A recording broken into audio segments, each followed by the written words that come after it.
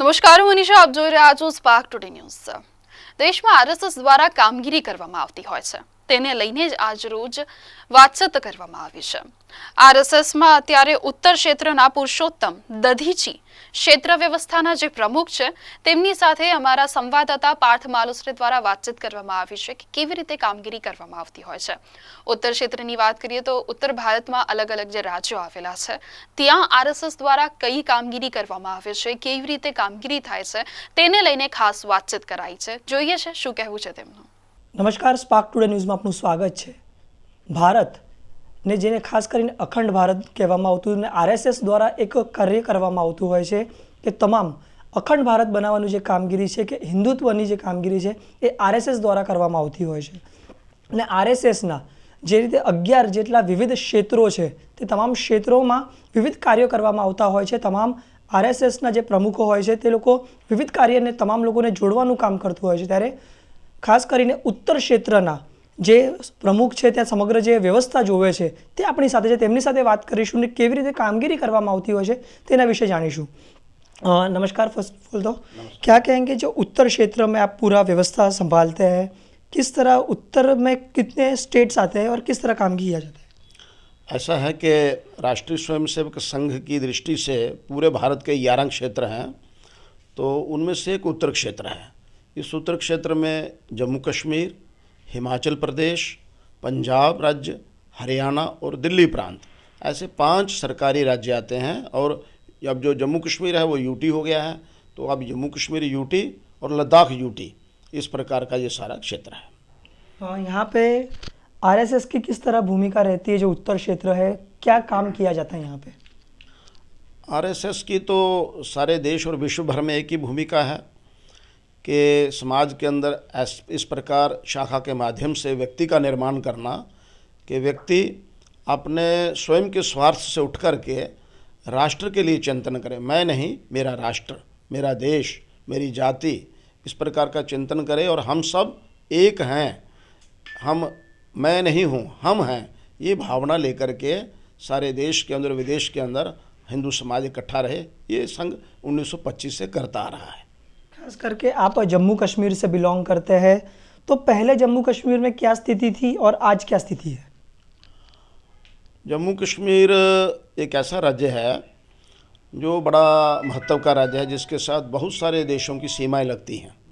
इसलिए प्रारंभ से ही इस राज्य पर कईयों की कुदृष्टि रही है, विदेशी आक्रमणकारियों की.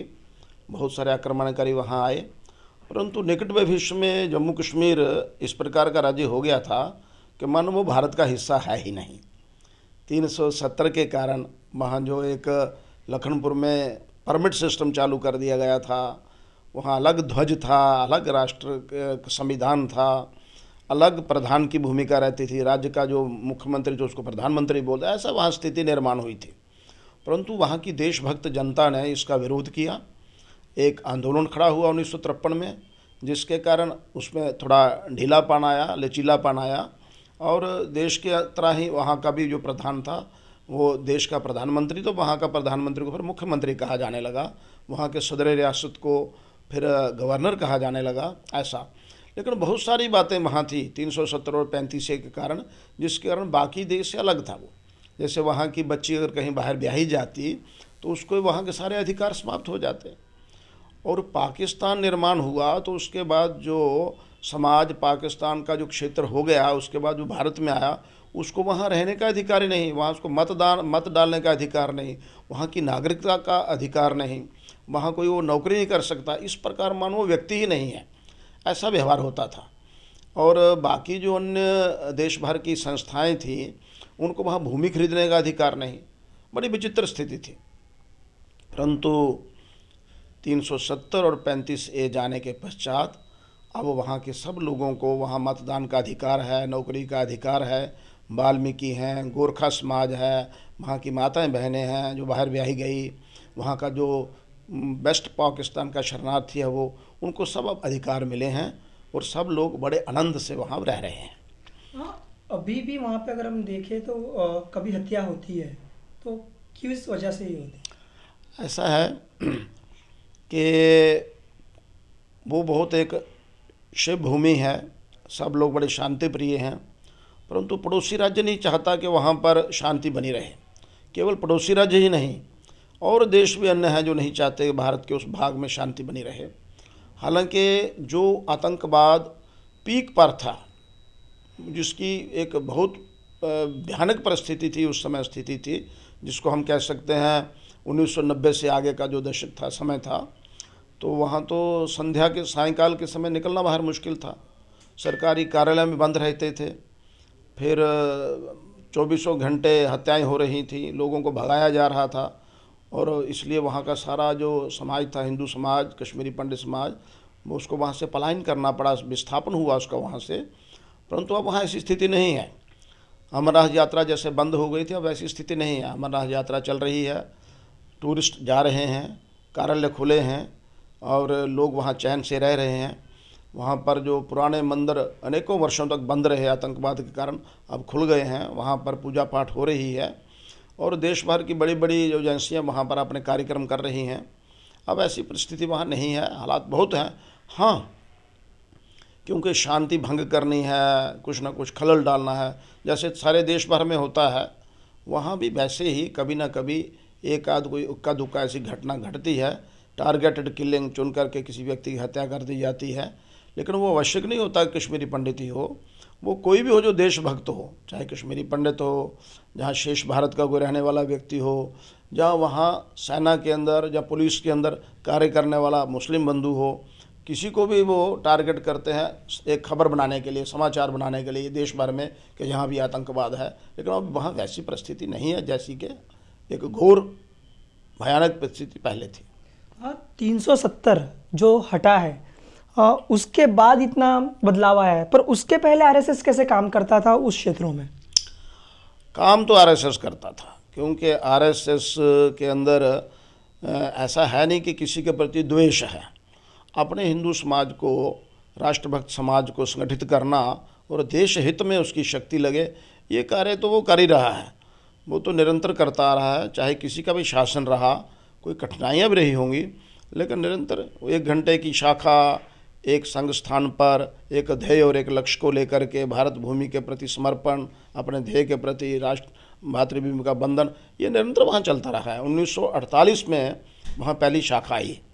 संघ तो 1925 में प्रारंभ हुआ नागपुर में, लेकिन धीरे धीरे जम्मू कश्मीर में 1948 में पहली शाखा आई, और पहली शाखा दीवान मंदिर में वहाँ लगी, उसके ग्राउंड में, आंगन में, प्रांगण में, और फिर निरंतर चलती रही है। तो वहाँ कश्मीर घाटी के अंदर भी शाखाएं चली हैं। जब गुरुजी 1947 में गुरु गोलवलकर जी श्रीनगर गए तो वहाँ शाखा थी, उसके बाद भी शाखाएं रहीं।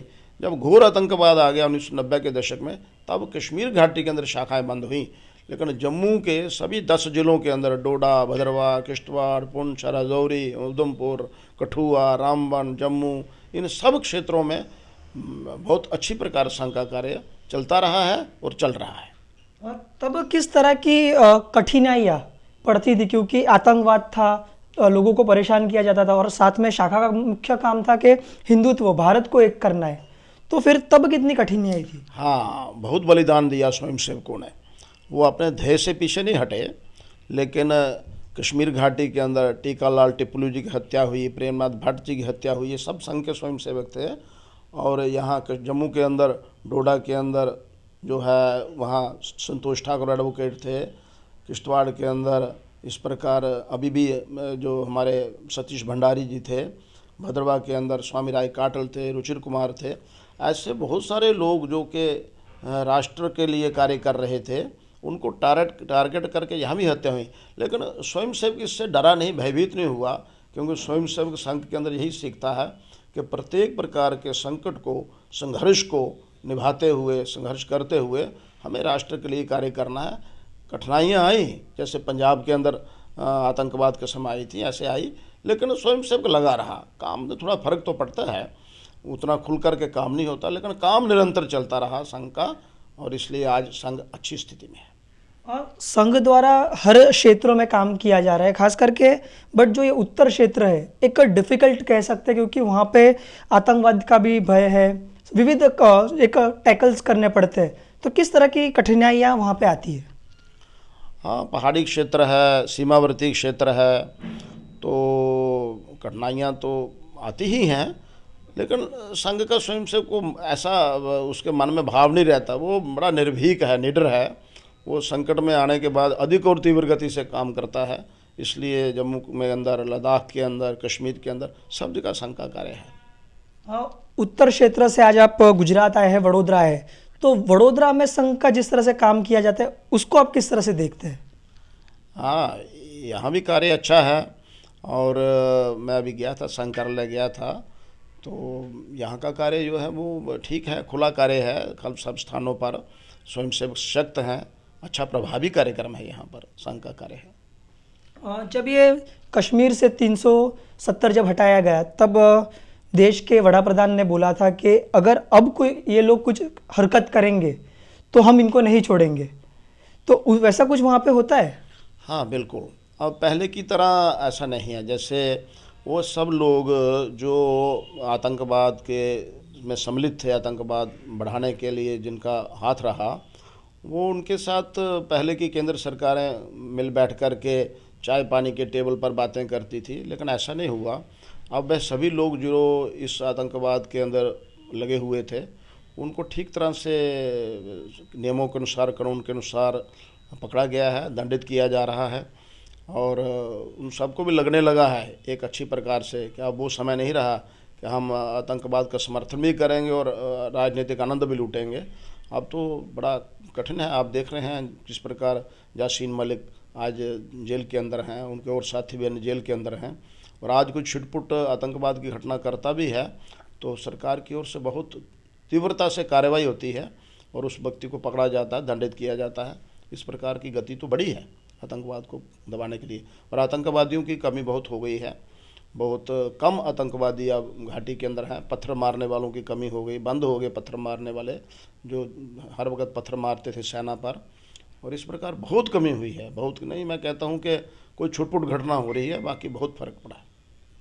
आरएसएस का एक मुख्य काम हम ऐसा कह सकते हैं कि हिंदुत्व के लिए आगे बढ़ना है। बट अभी ऐसा आगे आ रहा है कि जिस तरह मोहन भागवत जी जो मुस्लिम समाज हो या क्रिस्ती समाज हो, उनके लिए भी अलग अलग का उधर जाते हैं, तो उसे आप किस तरह देखते हैं? कुछ स्ट्रेटजी आरएसएस की है?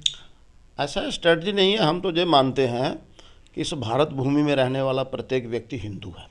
जैसे चीन के अंदर रहने वाला प्रत्येक व्यक्ति चाइनी है, जापान के अंदर रहने वाला प्रत्येक जापानी है, पाकिस्तान के रहना पाकिस्तानी है। तो हम मानते हैं क्योंकि हिंदवा सोहदरा सर्वे ना हिंदू पतित बोध और हिमालय समारभ्य याव बिंदु सरोवरम, ये सारा भारत भूमि जो है हिंदू भूमि है। यदि हमें कोई कहेगा कि हमें संसार का सबसे बढ़िया चर्च देखना है तो वेटिकन जाएगा। अगर कहेगा संसार की बहुत बढ़िया मस्जिद देखनी है तो अरब में जाएगा। लेकिन कहेगा संसार का सबसे बड़ा भव्य मंदिर देखना है तो भारत भूमि पर आएगा। अगर गंगा नदी देखनी है, सरस्वती देखनी है, कहीं कुंभ देखना है, कहीं त्रिवेणी देखनी है तो भारत भूमि पर आएगा। तो ये हिंदू भूमि है, यहाँ पर रहने वाले सब लोग हिंदू हम मानते हैं। बहुत बड़ी संख्या है, आर्य, बौद्ध, जैन, सिख, राधा स्वामी निरंकारी, ब्रह्मो समाजी, प्रार्थना समाजी, द्वैतवादी, अद्वैतवादी, वैष्णव, वैरागी, शाश्वत, लिंगायत। तो 185 किस्म की भारत के अंदर पूजा पद्धतियाँ हैं, उसमें इस्लाम और क्रिश्चियनिटी भी है। ये सब हिंदू ही हैं, बाहर से नहीं आए हैं। इसलिए हम लोग जाते हैं, मिलते हैं, तो इसलिए कि कहीं इनके मन में भी ये भाव है कि हमारे पूर्वज हिंदू थे, हम इसी भारत भूमि की संतान हैं, हमारी पूजा पद्धति बदली है। और अगर हम ऐसा मिलते मिलाते रहेंगे, व्यवहार करेंगे, तो वो दिन दूर नहीं है कि इनमें से बहुत सारा समाज जो है पुनः अपने घर वापस लौटेगा। इतने सालों बाद फिर ये क्यों ऐसे निर्णय? क्योंकि पहले तो कभी आरएसएस ये नहीं करता था। आरएसएस ने एक लंबा समय तय किया है। जब 27 सितंबर 1925 को संघ की स्थापना हुई तो लोगों ने समझा डॉक्टर हेडगेवार बच्चों के साथ खेल कबड्डी खेल रहे हैं। और जब संघ थोड़ा सशक्त हुआ, ताकत आने लगी, तो कईयों को डर लगा, तो 1934 में प्रतिबंध लगाया, फिर 1948 में प्रतिबंध लगा के कुछ लो दबाओ। तो 1974-75 आते आते, इमरजेंसी आते आते भी दबाने का प्रयत्न किया। लेकिन उसके बाद लोगों को संघ की समझ आने लगी और संघ की शक्ति बढ़ने लगी। जब संघ स्वयं शक्तिशाली नहीं था तो उस समय वो क्या करता, उसकी इच्छा तो उस समय भी थी कि सारे समाज को एक बार बता दिया जाए कि सारा राष्ट्र हिंदू है, सब लोग हम हिंदू हैं, हिंदू ही हमारे पूर्वज हैं। अब इंडोनेशिया में हिंदू ही हमारे पूर्वज हैं, वहाँ भी रामायण होती है, वहाँ भी अभी बहुत बड़े मंदिर विद्यमान हैं। परंतु तब इतनी शक्ति नहीं संघ थी, संघ को कुचला जा रहा था। लेकिन 1975 के बाद संघ के प्रति लोगों का एक दृष्टिकोण बदला कि नहीं, संघ तो राष्ट्र के लिए कार्य कर रहा है, तो लोग संघ से जुड़ने लगे। तो दबाने का काम, नफरत करने का काम, द्वेष करने का काम समाप्त हो गए, संघ को चाहने का काम प्रारंभ हुआ। और जब कोई किसी के साथ आत्मीयता और स्नेह के साथ मिलता है, चाहता है, उसकी शक्ति बढ़ती है। संघ की शक्ति बढ़ी और फिर संघ जो चाहता था उसको करने के लिए आगे बढ़ा। ये सारा अब इतना बड़ा समाज है, हमारे मुस्लिम बंधु, ईसाई बंधु, तो वो उनके पूर्व सब हिंदू ही थे, उनको स्मरण करवाना है जब उनकी वो क्या थे, जब उनके ध्यान में आ जाएगा तो वो भी आएंगे, पुनः लौटेंगे और फिर हमारा समाज में सम्मिलित हो जाएगा, सब अपने घर वापसी हो जाएगी। इस प्रकार हाँ जी, ये थे हमारे साथ उत्तर क्षेत्र के, जो पूरा काम वहाँ के उत्तर क्षेत्र का देखा जाता है, और खास करके जम्मू कश्मीर के थे, जिन्होंने उनका जम्मू कश्मीर का जो अनुभव है, पहले किस तरह आरएसएस वहाँ पे काम करती थी और आज वहाँ पे काम किया जाता है, 370 हटने के बाद वहाँ पे कितनी जो कठिनाई थी वो हटने के बाद अभी कैसा आराम से काम हो रहा है, उस बारे में उन्होंने सारी बातें की है। और वहाँ के आरएसएस द्वारा जिस तरह पूरा काम किया जाता है उसकी सारी उन्होंने विगतें हमें दी है। कैमरामैन राहुल कप्तान के साथ Parth Malusare, Spark Today News, Vadodara.